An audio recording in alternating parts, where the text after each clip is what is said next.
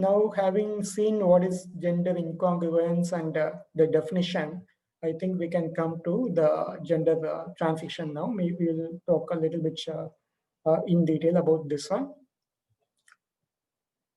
So the DSM-5 and ICD-11 are actually diagnostic guidelines. So for the treatment guidelines, the famous guideline for gender transition is the WPATH. So WPATH, if you can see the last one, this is the guideline from the World Professional Association of Transgender Health. So they have released in 2011 the seventh version of standards of care for the health of transsexual, transgender, and gender non-conforming people. So some of these terms are the terms which were used at that time.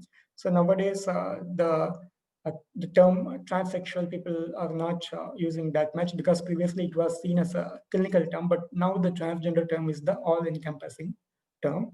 So another famous guideline which is used in relation to hormonal therapy is the Endocrine Society of the United States.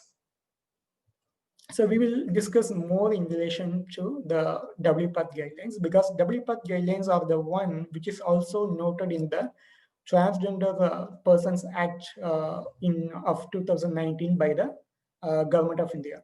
So that's why it is important to understand what is being said about gender transition in the WPATH guidelines because of the recommendation by the Indian government. Of course, one of the recommendations from the Act is also to come out with a health manual on gender transition care, but I hope like it is in the making. It is no longer. It is until now. It is not available. So until then, we should be mainly following up the international good practices like the WPATH guidelines or the Endocrine Society guidelines. Okay, so WPATH guidelines, even though it was published in 2011, it was even at that time it was based upon the uh, scientific evidence-based research, and it was based on expert professional consensus.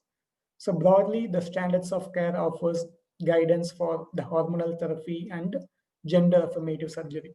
So the gender affirmative surgery was formerly known as SRS, shortly, like sex reassignment surgery. But the preferred terminology nowadays is gender affirmative surgery. Some people may use the term, I think, gender confirming surgery, but again, the widely used term is preferred term is gender affirmative surgery. So gender affirmation. So even our the NALSA judgment in 2014, it also talks about self affirmation of gender identity. That particular act actually allows a person to choose their own gender identity as a man, woman, or a transgender or a third gender. So I think one common misconception is that judgment actually provides legal identity only as a transgender or as a third gender. That is not so. For example, if I'm born as a male, I can identify myself as a woman. That is allowed by the law. So you should not actually impose that I should be calling myself only as a transgender or a third gender. There are many people who have got legal gender identity documents. Uh, People who are born as male, they have got legal identity document as a woman. So, and of course, some people may want the legal identity document to mention as the transgender or third gender. Again, it is up to their wish. We cannot impose. So in relation to the gender affirmation, broadly, we can see there are four types of gender affirmation. One is the social affirmation. For example, changing one's names and using the use of pronouns like he, she, or they.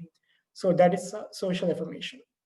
So another is the legal affirmation. For example, just now what we discussed, changing the gender marker or the gender which is mentioned in the government issued identity documents. The third one is the medical affirmation. For adults, it is actually in relation to providing uh, gender affirming hormones. If I am a transgender woman, I may be wishing for feminizing hormones. If I am a trans masculine person, I will be wishing for masculinizing hormones.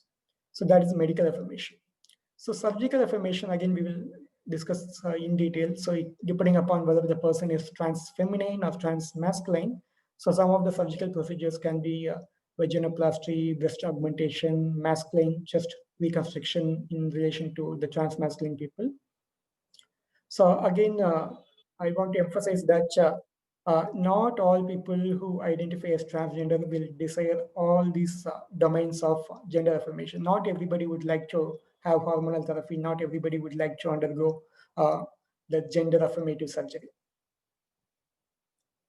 Okay, so again, I mentioned that the hormonal therapy or surgical therapy should be seen as an option, and it may not be decided by everyone.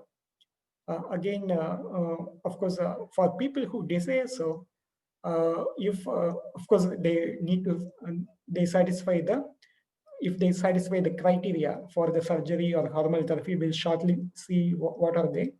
One is obviously like the diagnosis within quotes should be gender incongruence, and another is they should meet the routine criteria, which is also need to be fulfilled for any surgery, like a good general condition and all those. Okay.